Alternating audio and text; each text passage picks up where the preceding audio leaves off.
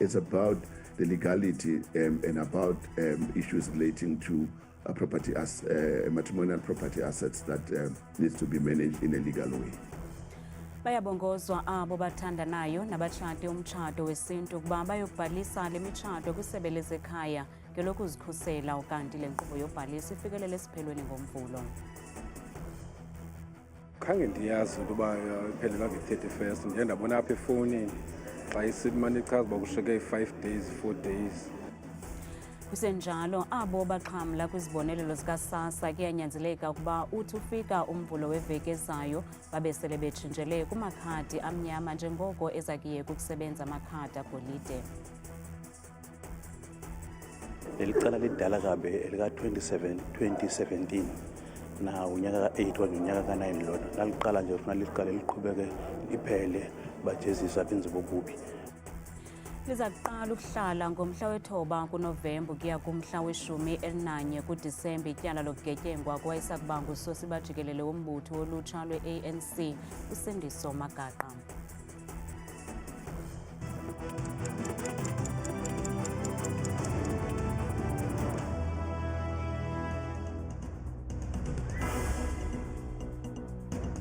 Sinibulise emakhaya kanti andamba indodo andamba nophumza sikhumba noyitoliki yolwimi lwezandla.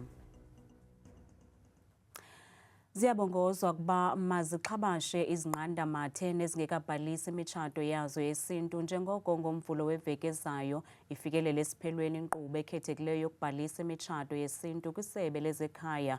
Sekela mlawuli jikelele kwisebe lemicimbi yezekhaya uThulani Mavuso uthi baninzi abantu abangekabhalisi imitshato yabo yesintu kwaye oku kuye kukhokelela kwingxaki yokuba abantu babhalise imitshato yabo xa sele linye iqabane liswelekile, kwaye oku kuye kubeke le nkqubo phantsi koxinzelelo. Kwelinye icala iintsapho ezininzi ziye zifaka amabango elifa ngakwelo qabane lithe lasweleka, oku kukhokelele ekubeni ilifa lingaxhanyulwa ngabantwana koko lonwatyelwe ngabo bangenagunya lokwenza oko.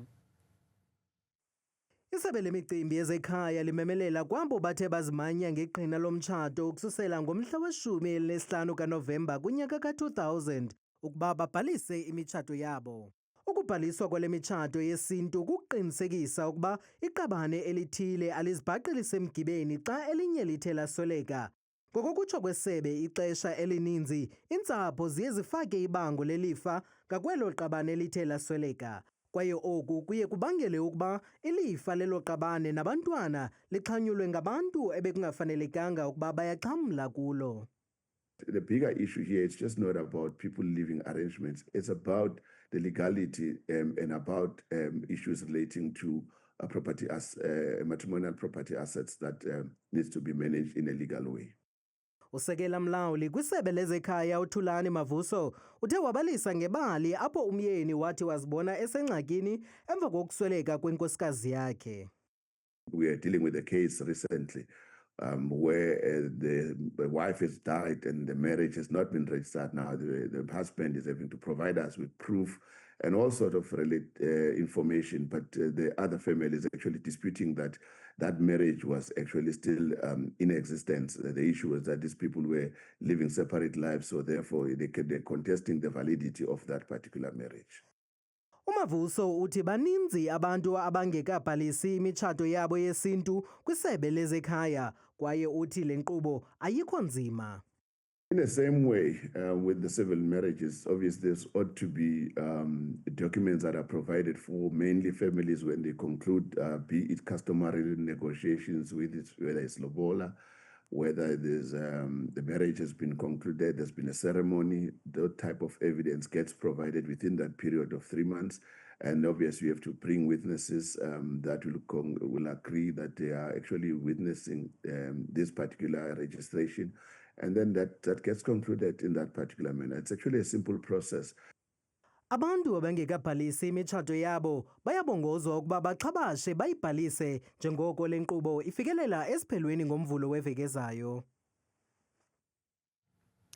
Bashekelwe lithuba elincinci kakhulu abo baxhamla kwisibonelelo sikarhulumente sesasa nabasebenzisa amakhadi agolide ngomvulo weveki ezayo lusuku lokugqibela lokuba abantu batshintshele kumakhadi amnyama njengoko ezakuyeka ukusebenza amakhadi agolide. Ngabantu abangaphaya kwi-1.8 million abasele betshintshele kumakhadi amnyama, kodwa kwiphondo laseMpuma Kapa ngabantu ababalelwa kwi-15,000 bangekawatshintsha amakhadi abo agolide. Abanye babahlali abaxhamla kwimali yesibonelelo sikarhulumente abarholela abantwana babo bathi basandokuyiva into yokuba kufuneka betshintshe amakhadi abo agolide njengoko kutshintshelwa kumakhadi amnyama. Ukuzakuthi ga ngoku ngabantu ababalelwa ngaphaya kwe-1 million abatshintshele kumakhadi amnyama. Kwiphondo laseMpuma Kapa ngabantu abangaphaya kwe-15,000 ebebengekatshintshi amakhadi abo. Khange ndiyazi ukuba iphelelwa nge-31st. Ndiye ndabona apha efowunini xa isithi mane ichaza uba kushiyeke 5 days 4 days. So nangona ke ndizobuza ukuthi ngaba ndicela utshintsheleyo ikhadi kwenzeka njani na. Bacacisa ke abantu balapha eBosbank ukuthi ayatshintshwa la makhadi ayelo thukulana ablack. Ukwathi basafuna ukwazi banzi mayelana la makhadi amatsha. Kulapho ke benzawucela khona ukuthi bandicacise uba lizawusebenza njani. Kuba kaloku elinye ili lakwaSASSA belisebenza nakwezinye iibhenki. Yes, so andazi noba ke ngoku elinawo na umahluko kweli loqala. Ukanti abanye babaxhamli bathi le inkqubo yokutshintsha amakhadi ayikho nzima. Ndivile nje uba kuthiwa kutshintshwa amakhadi ngentlantla ndihlala apha eMdantsane kukufitshane apha kwaBoxer ngoba ndihlala ka-12 azange ndibe nayo iproblem yokutshintsha ikhadi. AbakwaBosbank bahlomle benjenje ngale nkqubo yokutshintsha kwamakhadi. The Eastern Cape is one of the provinces where we have seen that we have still a larger number of outstanding people that have not come forward. However, those numbers are gradually dropping every single day. And as a result, we have decided that we will be open on Saturday. Kulindeleke ukuba le nkqubo yokutshintshwa kwamakhadi ivalwe ngomvulo weveki ezayo. Lizaqala ukuhlala ngomhla we-9 kuNovemba kuya kumhla we-11 kuDisemba ityala lokugetyengwa kwayisakuba ngusosiba jikelele wombutho wolutsha lwe-ANC uSindiso Magaqa. uSindiso Magaqa wadutyulwa wabulawa ngomnyaka ka-2017 ngethuba esebenza njengoceba kumasipala wasemzimkhulu kwiphondo laKwaZulu-Natal. Ukanti kulo nyaka uphelileyo umtyholwa omnye kwabathathu walivuma ityala ze wagwetywa iminyaka engama-25 ethothoza entolongweni. Bavele kancinci phambi kwenkundla ephakamileyo yaseMgungundlovu namhlanje abarhanelwa abathathu abatyholwa ngokubulawa ngokungenalusini kwalowo wayesakuba ngunobhala wombutho wolutsha we-ANC uSindiso Magaqa. Eli tyala lahlehliselwa olu suku lwanamhlanje ngoJuni walo nyaka. Elona themba kusapho lwalo kaMagaqa kukubona inkqubela emva kwamagingxigingxi adale ukuphazamiseka kweli tyala.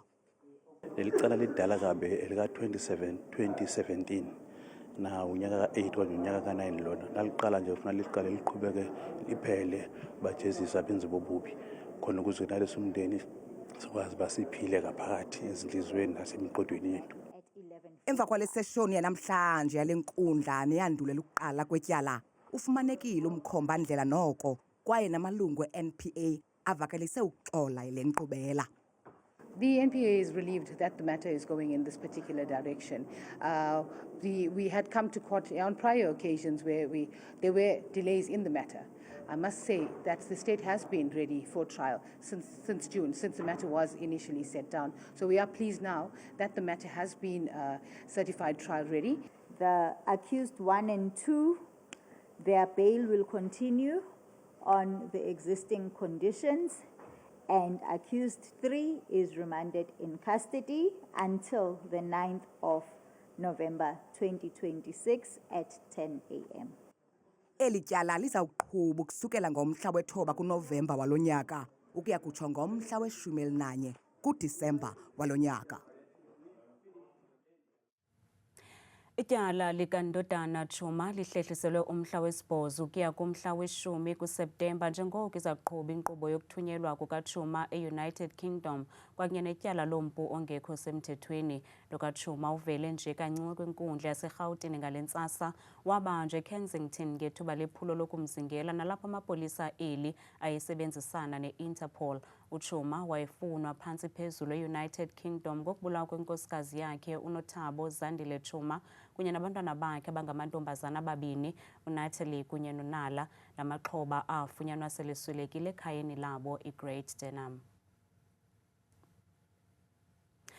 Abezotshutshiso bazirhoxisile zonke izityholo bebekwa zona omnye wabatyholi abangama-40 abathe bavela phambi kwenkundla kamantyi yaseMbombela malunga netyala lobuqhophololo lethenda yesebe lezemfundo laseMpumalanga elixabisa i-R114 million. Abatyholwa baquka amagosa karhulumente kunye nababoneleli ngeenkonzo ekutyholwa ukuba baxhamla ngokungafanelekanga kwiimali ezazenzelwe ukulungisa izikolo zeli phondo. Abatyholwa bajongene nezityholo zobuqhetseba kunye nonaniselwano ngemali, kanti ityala lihlehliselwe umhla wokuqala kuDisemba.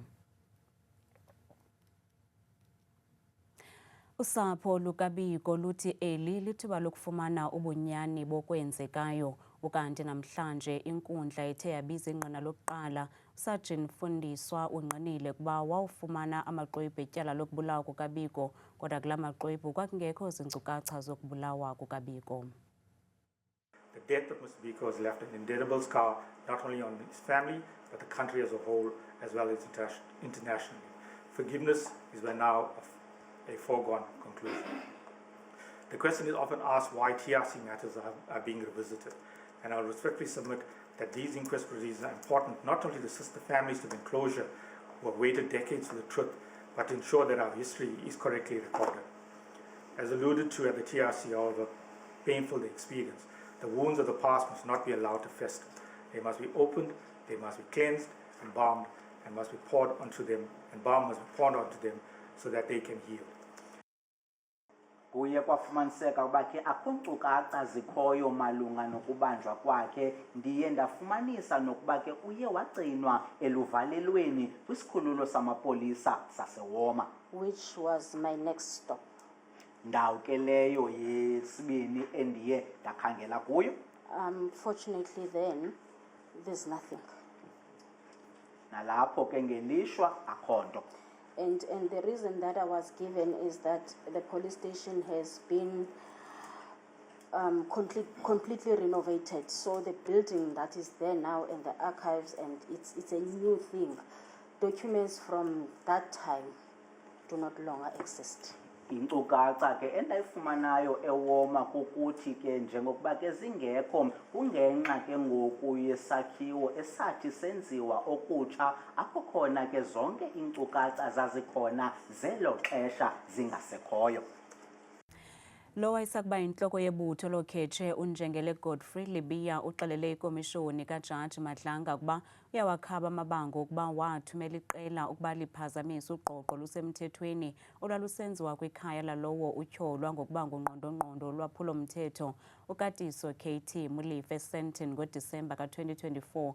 uNjengele Lebiya uzikhabe ngawo omane neengxelo ezithi unobudlelwane noMolefe. Uwakhanyele wama ngomlenze omnye uNjengele Godfrey Lebiya amabango ukuba wadlala indima ekuphazamiseni uqoqo olwenziwa ngoDisemba ka-2024 kwikhaya likaKatiso KT Molefe eSandton. Uthi yena wathumela amagosa okhetshe endlini kaKT Molefe ukuyaqinisekisa ukuba lo msebenzi wenziwe ngamagosa eHawks okwenyani.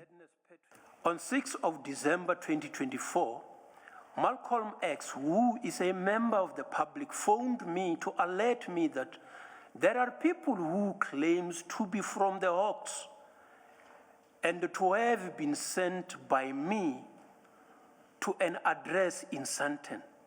I knew that I had not sent any member there.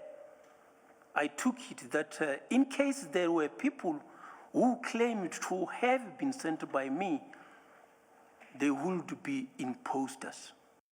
Enika ubungqina malunga norhwaphilizo kunye nokungenelela kwabezopolitiko kwimiba yamapolisa, uNjengele Lebiya ukwanike ubungqina obuthi umphandi wabucala uPaul O'Sullivan wacela ukuba amnike iinkcukacha eziyimfihlo malunga nophando lobusela obenzeka kwifama kamongameli weli iPhalaphala.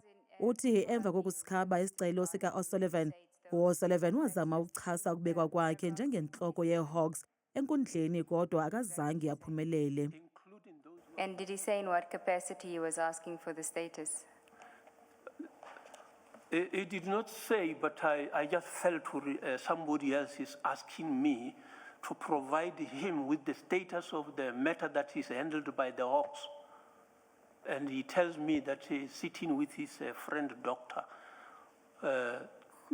They have got nothing to do with that. I can't report to any other person about progress of matters in the DPCS. Kokuphathelene nokuhluthwa kweziyobisi okwenzeka eEridan, uNjengele Lebeya uthi nangona engakhumbuli naluphi na unxibelelwano olwaluvela kuNjengele Abraham Khadwa, uthi wayemthemba uKhadwa ukuba uza kulandela iinkqubo ezifanelekileyo nezisemthethweni. Ikomishoni isaqhuba. Uzolani Lasbon Tete ushiye umqelo ongasayi kuze libaleke kumdlalo wamanqindi kwaye ubomi bakhe busabhiyozelwa mbombozone kweli nakwihlabathi liphela. Namhlanje ke sijonga amagqabantshintshi ngobomi bukaZolani, sikwajonga nezinto ezintle athe wazenzela umdlalo wamanqindi kwanamawonga athe wawafumana ngenxa yokugqwesa kwakhe.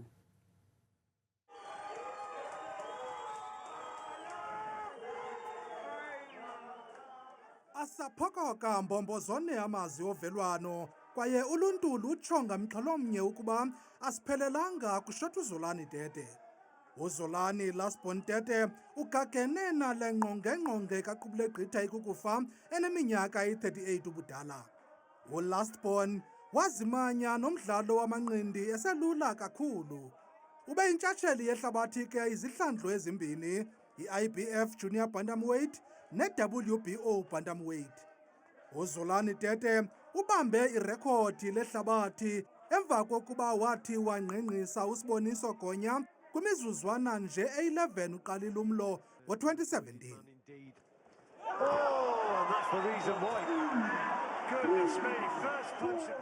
Ebehlonitshwa kakhulu ke kwihlabathi nalapha ekhaya ngokunjalo.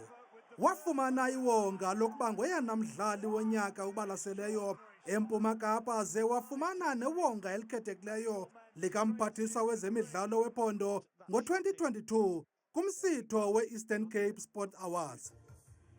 Ngaphandle komdlalo wamanqindi, uLasbon ebewuthanda kakhulu umculo wekwayala.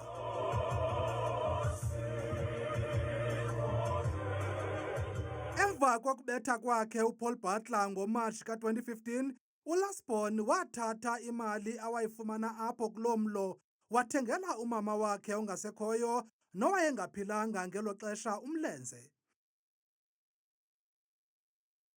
Mapokopoko angquzulana neNew Zealand eDHL Stadium eKapa ngenjikalanga yangoMgqibelo kumdlalo ovavanyo wesibini phakathi kwala maqela angompondo zihlanjiwe kumdlalo wombhoxo kwihlabathi. All Blacks zabetha amabhokobhoko ngo-33-16 kwimpelaveki edlulileyo e-Ellis Park kwaye ngoku zihamba phambili ngo-1-0 kweli chungechunge lemidlalo ovavanyo mine aza kuyidlala la maqela. Uxinzelelo lulile kumqeqeshi wamabhokobhoko uRassie Erasmus nowenze inguqu eziliqela kwiqela lakhe xa kuthelekiswa nelo belidlala ngempelaveki edlulileyo. Siya Kolisi ubuyele njengokapteyini weli qela kwaye noHenry Pollard kulindeleke ukuba aqale kulo mdlalo. Lo mdlalo ke uyaqala ngemizuzu elishumi emva kwentsimbi yesihlanu malanga eKapa ngoMgqibelo.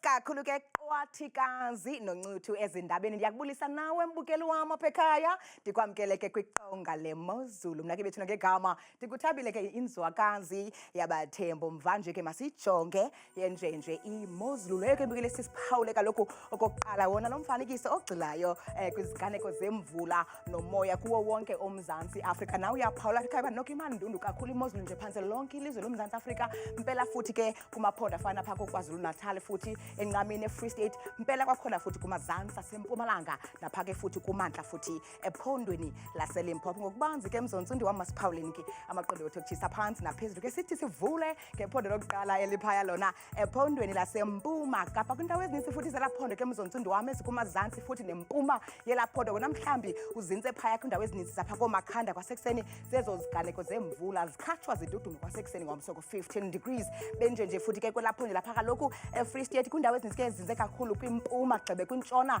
nombindi welaphondo njengaphaya eValcom kwasekuseni lo maqondo sephansi kakhulu ngaye la 12 degrees benje phaya ephondweni mbukeli lapha ke entshona Kapa kwindawo ezininzi futhi ezigudla unxweme njengapha kumantla welaphondo phako Vredendal kwasekuseni qaba ngamafupha nenkwankqa kakhulu amaqondo sephansi ngo10 degrees baphile ngolhlobo futhi ke kwelaphondo lapha eNorthern Cape kwindawo ezininzi futhi ezikwintshona elaphondo njengaphaya koAlexandra Bay kwasekuseni napha eSpringbok yilonqele njengephi kubande kakhulu phaya eCalvinia kusenqa bevuka ngomso ngo12 degrees imozulu yenjenje ke mbukeli futhi ephondweni lapha eNorthwest kwindawo ezininzi ke futhi ezikumantla nombindi welaphondo njengaphaya eMahikeng kwasekuseni nakwimpuma futhi namazantsi elaphondo eKlerksdorp yingqele nje yonke imini yangomso nansi imozulu phaya ephondweni ke Mzonsundu lapha eGauteng apho sikhoyo thina ngalomzuzu mpela pha kumantla welaphondo njengapha eJohannesburg kumazantsi futhi koVereeniging nazo zonke zoziphaluka inkwankca ekuseni ngo10 degrees nyuka nam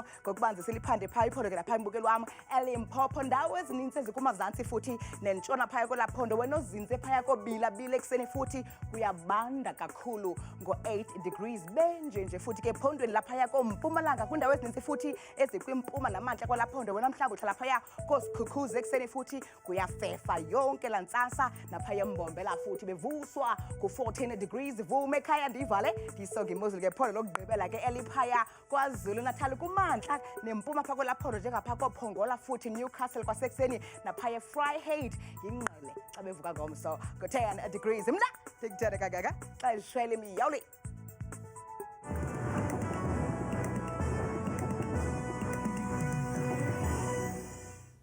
Kamnandi mawethu.